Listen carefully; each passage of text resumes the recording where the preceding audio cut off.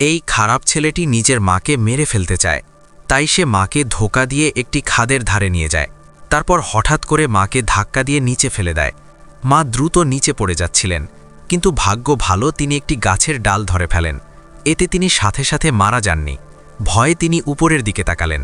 তিনি ভাবছিলেন তার ছেলে তাকে বাঁচাবে, কিন্তু তিনি জানতেন না তার ছেলে একটি বড় পাথর তুলে নিয়েছে। সে পাথর দিয়ে মাকে মেরে ফেলতে চাচ্ছিল। ঠিক তখনই মার্ক নামে একটি ছেলে দৌড়ে এসে ছেলেটিকে ধাক্কা দিয়ে ফেলে দেয়। এতে মহিলার প্রাণ বেঁচে যায়। এরপর দুই ছেলে মারামারি শুরু করে। তারা খুব জোরে জোরে লড়াই করতে থাকে। এই সুযোগে মহিলা খাদের দেওয়াল ধরে ধীরে ধীরে উপরে উঠতে থাকেন। অনেক কষ্টে তিনি উপরে উঠতে পারেন, কিন্তু দুই ছেলে তখনও মারামারি করছিল। তারা বুঝতে পারছিল না পাশে গভীর খাদ আছে। হঠাৎ তারা নিচে পড়ে যেতে লাগল।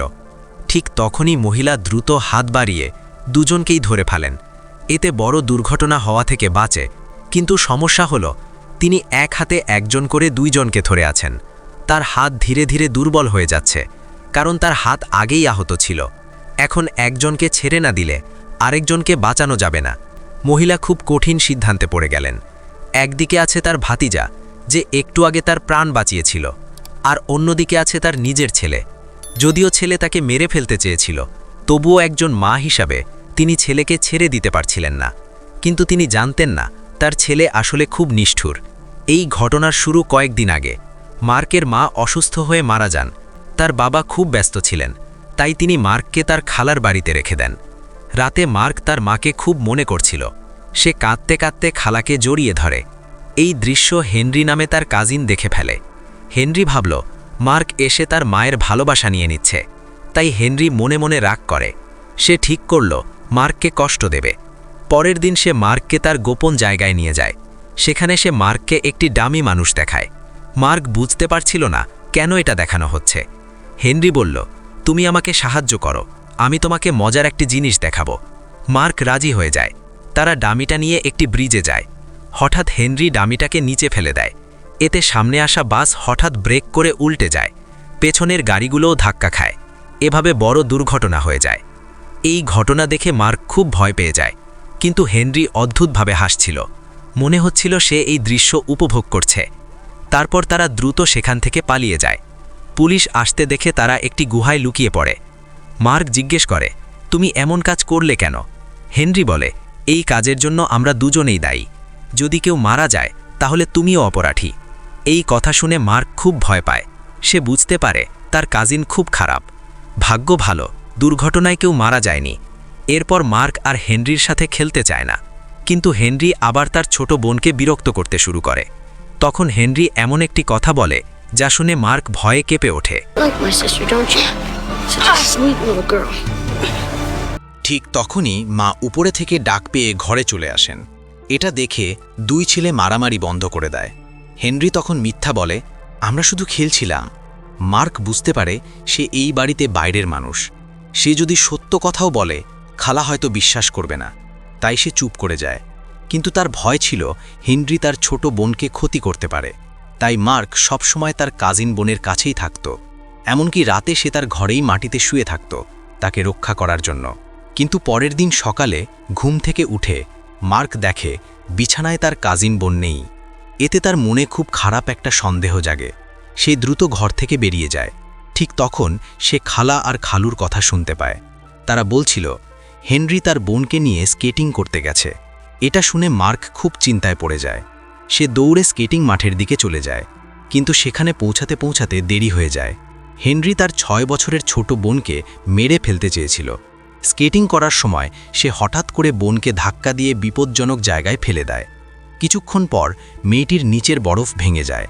সে বরফের ভেতর পানিতে পড়ে যায়। তখন হেনরি ভান করতে থাকে যে সে বোনকে বাঁচাতে চেষ্টা করছে। সে সামনে এগিয়ে এসে সাহায্যর হাত বাড়ানোর অভিনয় করে, কারণ চারপাশে অনেক মানুষ ছিল, তাই তাকে অভিনয় করতেই হচ্ছিল। মেয়েটি কাঁদতে কাঁদতে সাহায্য চাইছিল, কিন্তু হেনরি কিছুই করছিল না। সে বরং শান্তভাবে এই দৃশ্য দেখছিল। কিছুক্ষণ পরে মেয়েটি শক্তি হারিয়ে পানির নিচে ডুবে যেতে থাকে।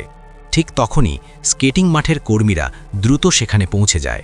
তারা বড় হাতুড়ি দিয়ে বরফ ভেঙে মেয়েটিকে উদ্ধার করে। মেয়েটি তখন প্রায় অচেতন হয়ে গিয়েছিল, কিন্তু হেনরি যা করেছে সবকিছুই মার্ক নিজের চোখে দেখেছিল। এরপর মেয়েটিকে দ্রুত হাসপাতালে নিয়ে যাওয়া হয়। ভাগ্য ভালো, সে শুধু অল্প সময়ের জন্য অজ্ঞান হয়েছিল, তার জীবনের বড় কোনো বিপদ হয়নি। মার্ক দেখে হেনরি হাসপাতালে নাটক করছে, তাই সে ঠিক করে সব সত্য কথা খালাকে বলবে। পরের দিন সে সুযোগ পেয়ে খালাকে বলে, মেয়েটির পানিতে পড়া কোনো দুর্ঘটনা ছিল না, সবকিছু হেনরি ইচ্ছে করে করেছে। কিন্তু খালা তার কথা বিশ্বাস করলেন না। তিনি বিশ্বাসই করতে পারলেন না তার ছেলে এমন কাজ করতে পারে। What are you trying to tell me? Henry tried to kill Connie and you could do it again. Stop it! খালা মার্কের কথা একেবারেই বিশ্বাস করলেন না। তিনি ভাবলেন মার্ক মা ছেলের মধ্যে ঝগড়া লাগাতে চাইছে। রাগ করে তিনি সেখান থেকে চলে গেলেন। কিন্তু সেই রাতেই হেনরি চুপি চুপি হাসপাতালে বোনের ঘরে ঢোকে। সে ভাবছিল বোনকে মেরে ফেলবে যাতে সত্যি কথা কেউ জানতে না পারে। ঠিক তখনই মা হঠাৎ জেগে ওঠেন। এতে হেনরি খুব ভয় পেয়ে যায়, কিন্তু মা কিছুই বুঝতে পারেননি।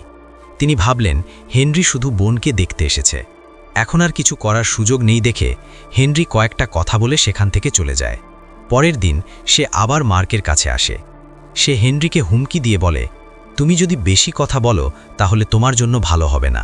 কিন্তু মার্ক ভয় পায়নি, সে হেনরির কথা একেবারেই গুরুত্ব দেয়নি। তখন হেনরি আবার বলে, এই মার্ক, আমার সাথে লাগতে যেও না। Hey, Mark. Don't fuck with me. Mark বুঝে গেল তার এই শয়তান কাজিন আবার কিছু খারাপ করতে যাচ্ছে। সেই রাতেই সে দেখে হেনরি বিছানায় নেই। সে দ্রুত বোনের ঘরে গিয়ে দেখে ভাগ্য ভালো হেনরি তাকে কিছু করেনি। ঠিক তখন সে রান্নাঘর থেকে শব্দ শুনতে পায়। সে নিজে নামতেই হেনরির সামনে এসে দাঁড়ায় আর বলে সে নাকি খাবারের মধ্যে বিষ মিশিয়ে দিয়েছে। এই কথা শুনে মার্ক পাগলের মতো হয়ে যায়।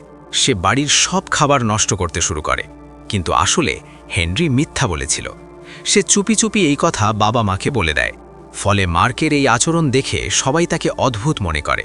তাকে ঘরে তালাবদ্ধ করে রাখা হয়, এমনকি তার জন্য ডাক্তার ডাকার কথাও বলা হয়। এখন মার্ক কিছুই প্রমাণ করতে পারছে না। ঠিক তখন জানালা দিয়ে সে ভয়ঙ্কর কিছু দেখে।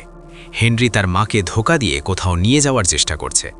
মার্ক বুঝতে পারে বড় বিপদ হতে চলেছে। সে জোরে জোরে চিৎকার করতে থাকে, কিন্তু ঘরটা এমনভাবে বন্ধ ছিল যে বাইরে কেউ তার আওয়াজ শুনতে পায় না। মার্ক দেখে তার খালা ধীরে ধীরে ফাঁদে পড়ছে, তাই সে আর দেরি না করে জানালার কাঁচ ভেঙে বের হয়ে যায়। তারপর দৌড়ে তাদের পেছনে যায়। এদিকে হেনরি ইতিমধ্যেই তার মাকে খাদের ধারে নিয়ে গেছে। হঠাৎ সে মাকে ধাক্কা দিয়ে নিচে ফেলে দেয়। ভাগ্য ভালো, মা একটি ডালে আটকে যান, কিন্তু তার আগেই হেনরি একটি পাথর তুলে নেয়। মা ভয়ে চিৎকার করে বলে, হেনরি না! ঠিক তখনই মার্ক সেখানে পৌঁছে যায়। সে হেনরির সাথে মারামারি শুরু করে। এই সুযোগে মা প্রাণপণ চেষ্টা করে উপরে উঠে আসেন, কিন্তু দুই ছেলে আবার খাদের দিকে পড়ে যেতে থাকে। মা দ্রুত এগিয়ে এসে দুজনকেই ধরে ফেলেন। এখন তিনি একসাথে দুজনকে ধরে আছেন, কিন্তু তার শক্তি খুব কম। তিনি শুধু একজনকে বাঁচাতে পারবেন। এই সময় হেনরি চতুরতা শুরু করে। সে মায়ের কাছে ক্ষমা চাইতে থাকে। সে বলে সে নাকি আর কখনো খারাপ কাজ করবে না। সে চায় মা যেন তাকে বাঁচায় আর মার্ককে ছেড়ে দেয়। অন্যদিকে মার্ক বুঝে যায় সে হয়তো বাঁচবে না, কারণ সে তো মায়ের নিজের ছেলে না। মা ভীষণ কঠিন সিদ্ধান্তে পড়ে যান। শেষ পর্যন্ত অনেক ভেবে মা একটি সিদ্ধান্ত নেন। তিনি হেনরিকে ছেড়ে দেন।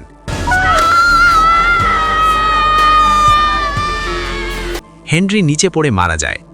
আর এভাবেই গল্পের শেষ হয়ে যায়। এই গল্প নিয়ে আপনার কোনো মতামত থাকলে কমেন্ট করে জানাতে পারেন। এর পরের ভিডিওটি আরও সাসপেন্সের হতে চলেছে, তাই সাবস্ক্রাইব করে রাখুন। ধন্যবাদ সবাইকে।